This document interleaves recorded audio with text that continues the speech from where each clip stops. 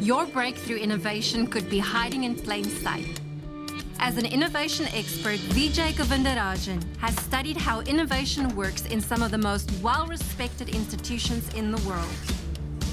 A native of India and an international business professor at Dartmouth College, Govindarajan, affectionately known as VG, had a breakthrough idea of his own. While serving as Chief Innovation Consultant for General Electric, he found that innovations built for the developing world counterintuitively had huge market potential when adapted to first world markets. Today, VG will bring us the method to the innovation madness and will unpack the execution side of innovation. After all, a big idea is the easy part, but real innovation is the big idea with legs on. Welcome, Vijay Govindarajan.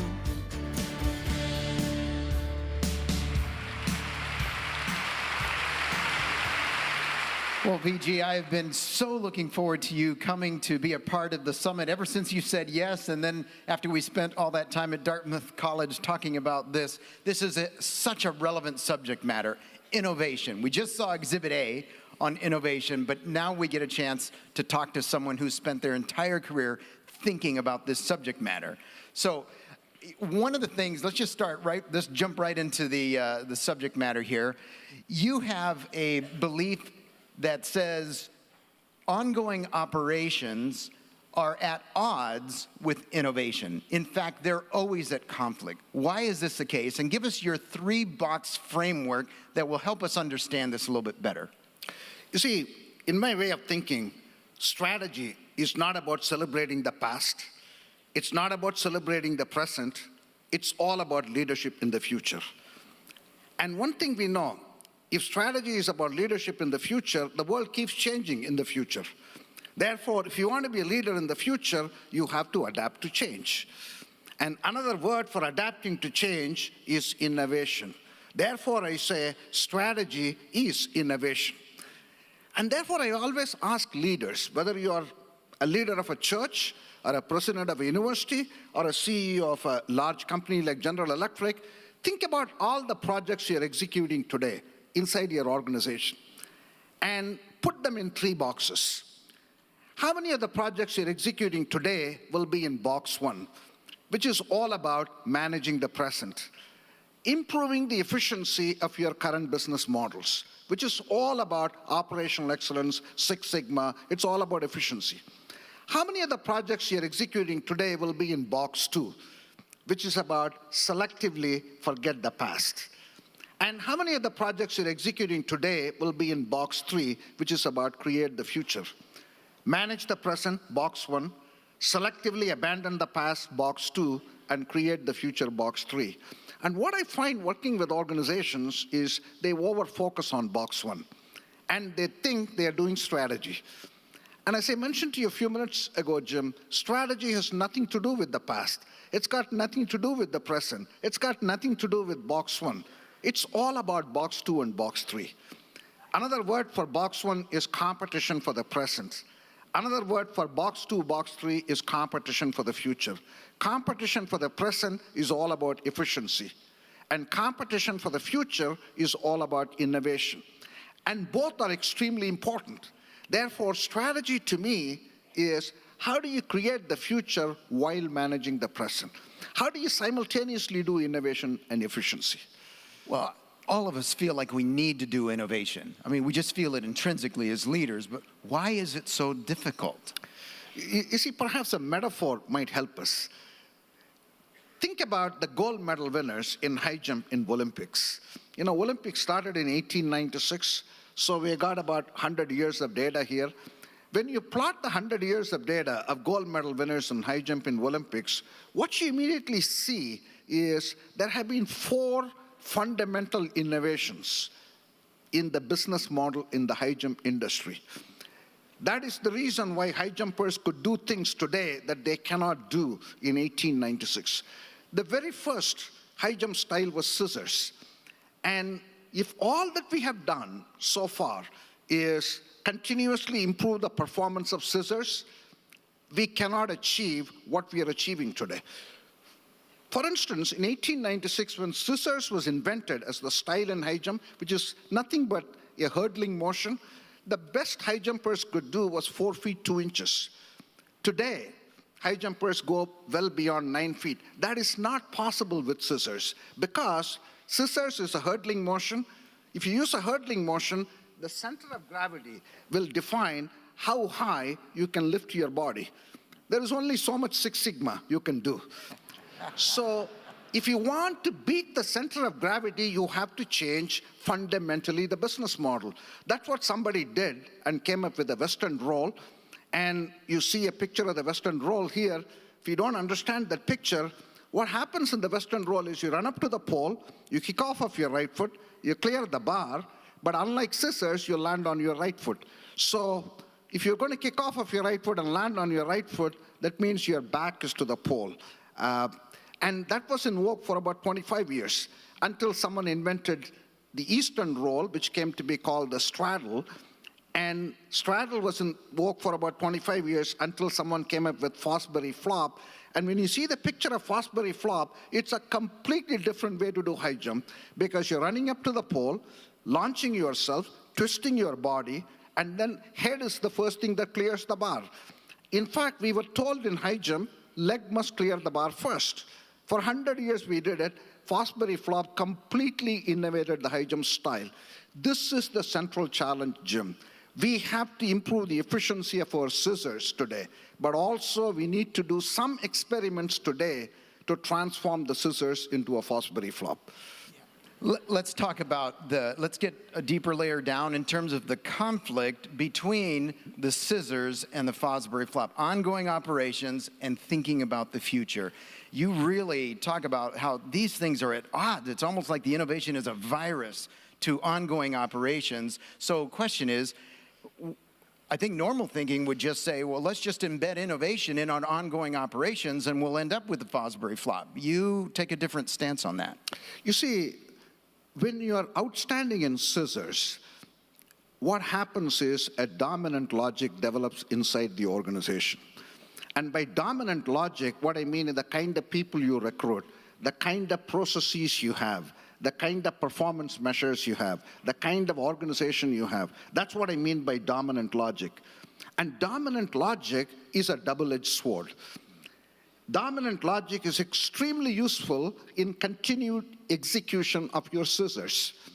But left unchecked, the dominant logic creates the self-imposed boundaries. You cannot see new customers. You cannot see new possibilities. Therefore, the central leadership challenge, certainly church is a 2,000-year-old organization, and we have enjoyed enormous success. Our scissors has really hummed for a long time. But the key is, how do you preserve the dominant logic, which is still useful, but at the same time overcome it? That is the central challenge. Now, a lot of people say that innovation is all about ideas. You know, it's like saying what Joseph was talking about earlier, influence is just about motivation. Well, in the same case, you think differently. Innovation is more than ideas. Unpack that a little bit. You see, innovation is not just ideas. Innovation, people mistake it as creativity. Innovation is commercializing creativity. Innovation is about executing creativity. Therefore, creativity is the idea. Innovation is commercializing the idea. Thomas Alva Edison, the co-founder of General Electric, put it very well. He said, innovation is 1% inspiration and 99% perspiration. And he ought to know, because he was the greatest innovator of all times. And that 1% inspiration is the idea, and 99% perspiration is the execution of the idea. Therefore, I say bulk of the challenge lies in the execution. Well, you have an innovation equation that kind of outlines the different aspects of what is needed to, in fact, make an innovation come to life and get implemented. So what's that equation? Let's talk through that. You see, the innovation is ideas plus execution. And the execution has the leader, the team, and the plan. And unless you get those three right, especially the team and the plan, the idea is just an idea. Therefore, my whole work has been on that 99% perspiration. How do you get the execution right? Jim, the point is, in box one, which is your core business, which is your scissors, which is what I call your performance engine, there is execution. That is day-to-day execution. That's where dominant logic helps. Box three is fundamental innovation. That's your Fosbury flop. That requires execution. That is what I call innovation execution. For innovation execution, we have to constitute a team and a plan which is fundamentally different than the way we constitute team and a plan for box one. Right. Okay, let's take a look at each of those three in a little more detail. It's idea plus a leader, plus a team, plus a plan. One of the myths about a leader that you talk about goes like this. Effective innovation leaders are subversives fighting the system. Kind of a common mantra that captures this is just break all the rules. We hear a lot about that. Again, you beg to differ on it. So what kind of leader is an innovation leader? You see, making innovation happen is not just the responsibility of one person, the leader. And many times, the innovation leaders believe their job is to really break all rules and be a subvert. That may make for a good Hollywood script, but really, innovation leaders have to be humble. They have to actually work with the bureaucracy, with the performance engine. Therefore, the role of leaders is not to subvert, but to harness the great capabilities of the core business or the performance engine. Now, there's two assumptions that innovation leaders often describe that are innovation killers. Talk about those assumptions. You see, the two big assumptions which are absolute killers for innovation is, first, assume that innovation can happen inside the performance engine. Performance engine is built for one purpose, which is to promote efficiency. Innovation is the opposite of efficiency. It's all about flexibility. Therefore, the first mistake is to assume performance engine can do fundamental innovation. It cannot. The second mistake is not constitute the team and the plan correctly. Well, and you say, I mean, as a leader, I'm thinking, why can't you have the existing operation incrementally improve and have those people have as part of their job, do your job better next year than this year and keep improving? But you say you actually have to separate out a team, make them completely dedicated to thinking about an innovation, completely separate people, different responsibilities. Talk about the team and why that's the case. You see, the scissors can do innovation. As long as you don't change the business model of the high jump style, scissors people can continue to improve performance of scissors. But what they cannot do is to make scissors into a Fosbury flop, because that is a non-linear shift. This is like newspaper going into the digital space, because a New York Times as a newspaper and New York Times digital are fundamentally different business models. Therefore, the New York Times newspaper is very good in improving efficiency of the newspaper business, but it cannot really create or invent the New York Times digital. That is why you need a separate team and a separate plan. Okay, now, there's the organization, the performance engine, there's a separate team. What are the kinds of people you put on that team? And what are the linkages back to the performance engine? Are they completely independent? Talk about the appropriate ties. You see, just going back to my example of New York Times, just as an illustration. See, in 1995, the Times Company wanted to go for a box 3 experiment called New York Times Digital.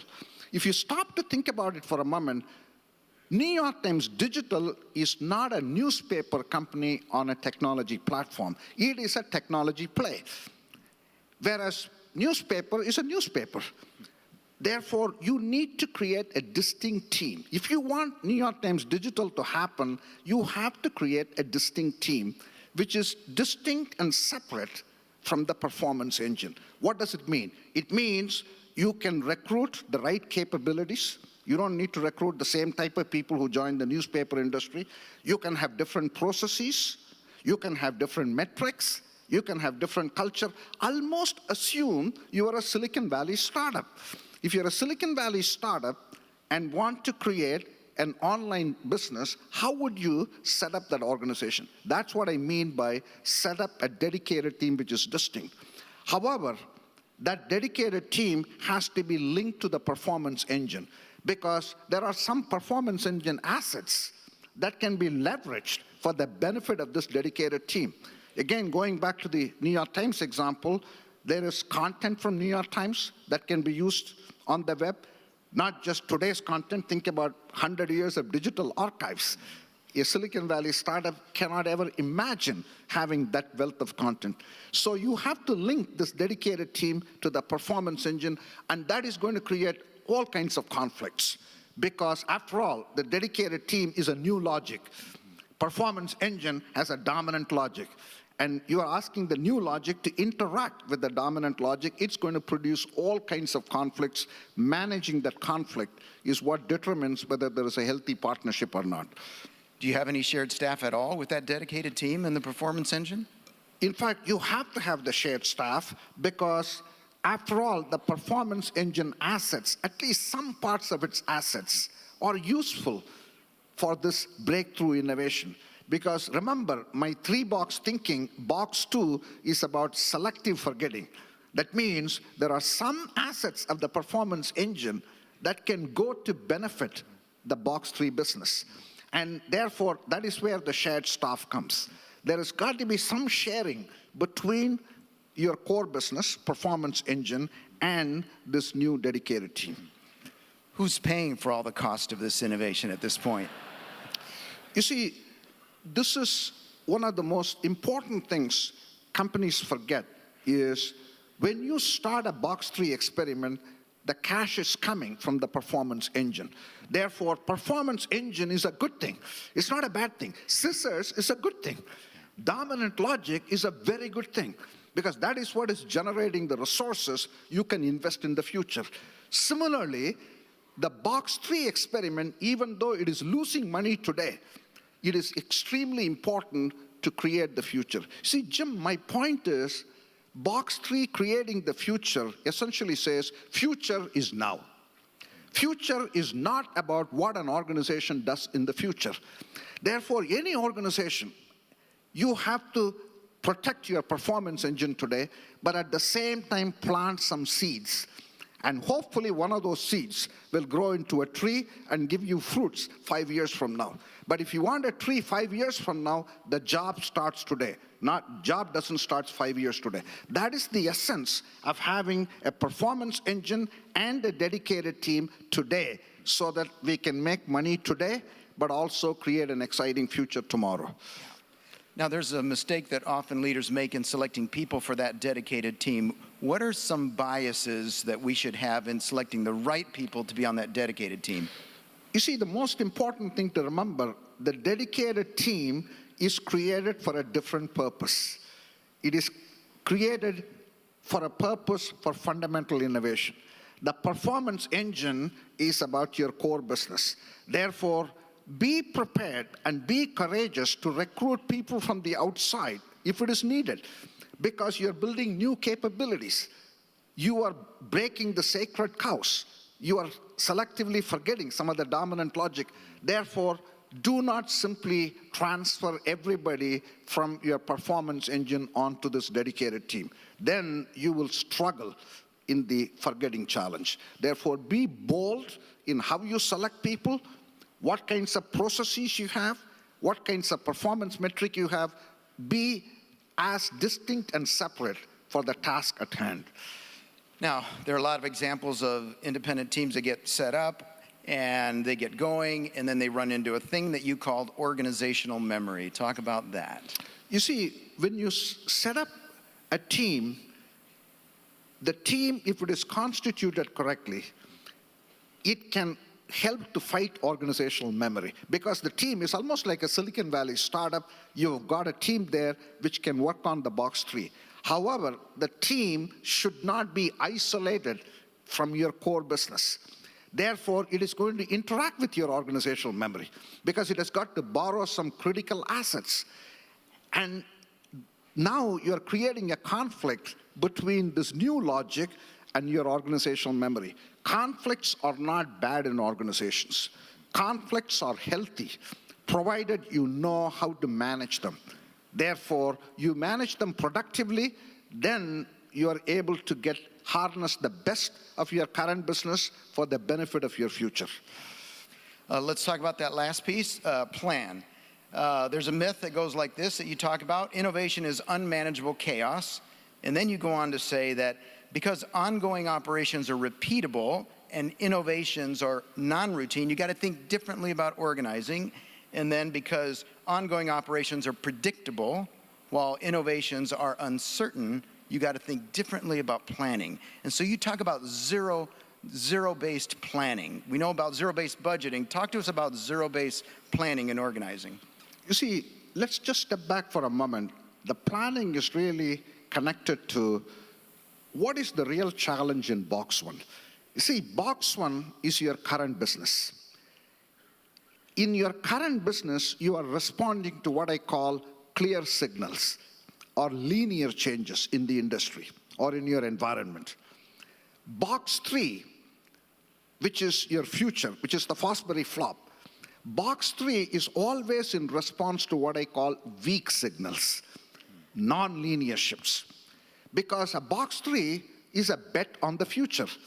Today, for instance, in higher education, which is I am part of, there is a box three experiments going on, which is called online. The higher education is going to be disrupted by digital technologies. But all that we have today is weak signals. By weak signals, what I mean is we don't know the size of the market, we don't know what the customer wants, we don't know how to produce the product or develop the service. A lot of things unknown. Therefore, the job in box three is to learn to resolve assumptions, learn to resolve unknowns. That is the planning challenge. In box one, I can plan because it is a response to clear signals. Box three is in response to weak signals. Therefore, the whole planning process has to be about testing assumptions. You develop assumptions and you test them. And when you're testing assumptions, the golden rule is spend a little, learn a lot, because you got a lot of assumptions to test. So that, I say, is the clear plan challenge, is about low-cost experimentation.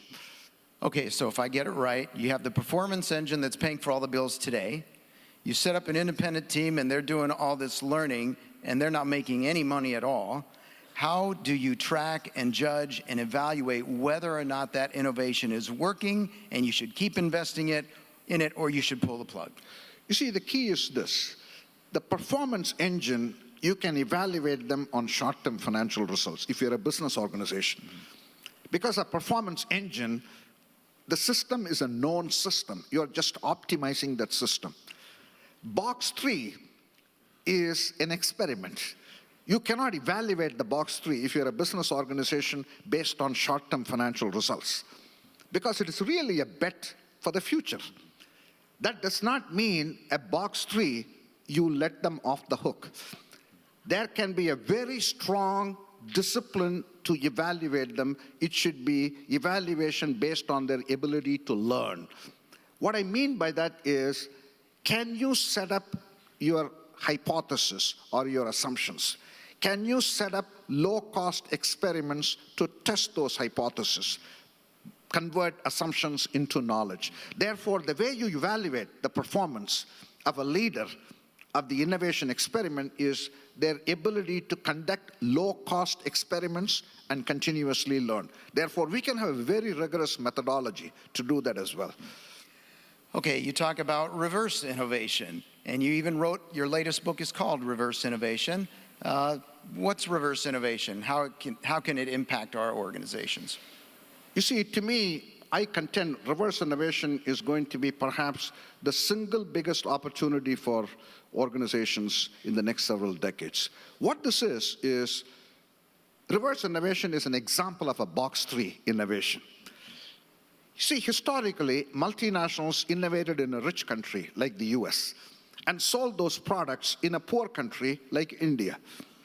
Reverse innovation is about doing exactly the opposite. It's about innovating in a poor country like India and selling those products in a rich country like the US. When you stop to think about it, this is completely counterintuitive. Why?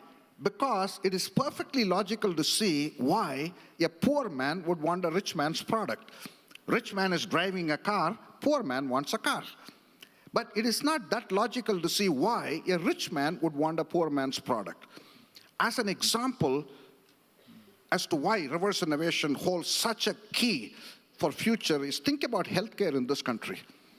In America, a rich country in the world, healthcare is based on very high cost, not necessarily best-in-class quality, and we cannot guarantee universal access. 60 million Americans are left out.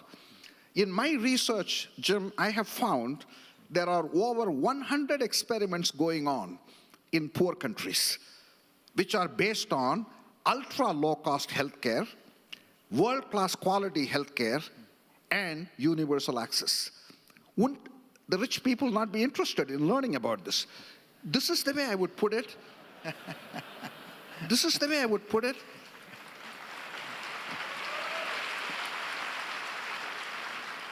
You see, we need to fundamentally change our definition of innovation, Jim. We thought innovation is about value for money. I say innovation is about value for many. And when you think of value for many, you have to do more with less.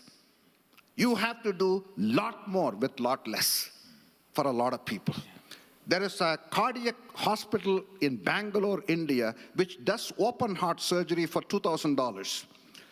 In the US, open heart surgery will cost $150,000. Because their cost is 50 times less, doesn't mean their quality is 50 times less. I don't even know how you can do a poor quality heart surgery. In fact, one measure of quality in heart surgery is mortality rates 30 days after surgery. For this hospital in Bangalore, their mortality rates 30 days after surgery is 1.2%. And the US average is 2%. So their quality is on par, even slightly ahead. My point is, and they don't deny access to anybody. They treat hundreds of thousands of heart patients. My point is, we have to think about innovation as doing a lot more with a lot less for a lot of people. You see, personally, I believe the number one problem in the world today is income inequality. That's the number one problem.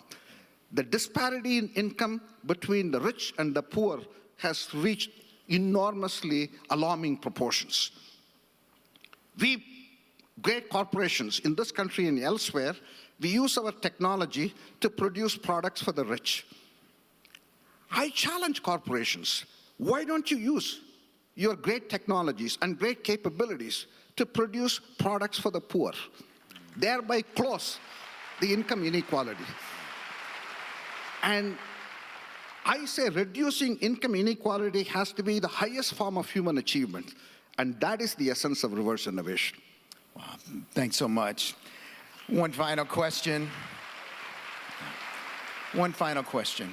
VG, you dedicate your whole life to teaching others. Why did you decide to be a teacher? You see, all of us are informed by our upbringing, and I grew up in a small village in India. I come from an extremely poor family, and I realized fairly early on that India has so many problems and we have so few resources. Therefore, I realized the only way India can solve its problems is through innovation. There is no other way, because we don't have enough resources to throw at our problem.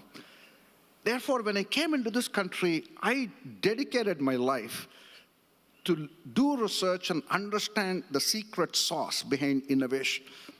And I thought teaching is the best vehicle for me to have the highest leverage, because I can only do so much, but if I can teach, I can spread my message to a lot of people, including the 10,000 who are here and 100,000 who are listening on this satellite here. You know, and what I found, Jim, quickly, is when I came to the US as a country got the secret for box 3 thinking. That's how this country is built, isn't it? This country is built on innovation. And I am a good example. You know, US brings people from all over the world, no matter what their background is. And we give them the opportunity to really spread our wings.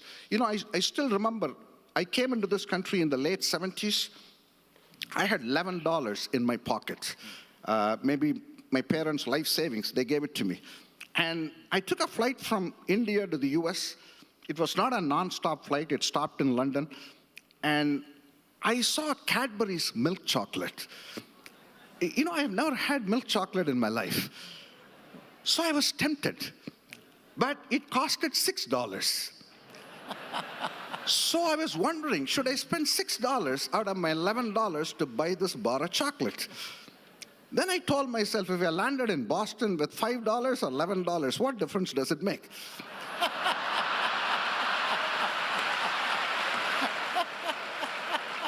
So I bought that bar of chocolate. Part of what I'm saying is I spent 50% of my assets on a bar of chocolate. You get people like that. I am just one of millions of such people. And then give them the opportunity. Isn't that not how we built this great country?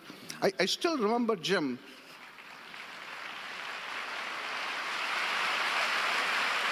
the very first week I was in the US, I got a letter from the Publishers Clearinghouse. I didn't even open that letter. On the envelope, it said, Vijay Govindarajan, you've already won $10 million. I said, I love America. One day I have $5, next day I have $10 million. But jokes apart, that is the essence of America. The essence of America is humility. We are a country which is built on humility. We take capabilities, knowledge from any part of the world and invite them to the US. We have to have the same humility if we want to continue to maintain America as a great country, and that is really the essence of reverse innovation, accepting globalization of ideas and innovation from any part of the world. Well, thank you so much, VG. I appreciate your life, who you are, the example that you are to us of being open-minded, humble leaders to accept innovations from wherever they are, and then to have the rigor to implement those innovations in our own settings, in our own life, in our own organizations and churches. So thanks for letting us be a Dartmouth class of students to you this morning.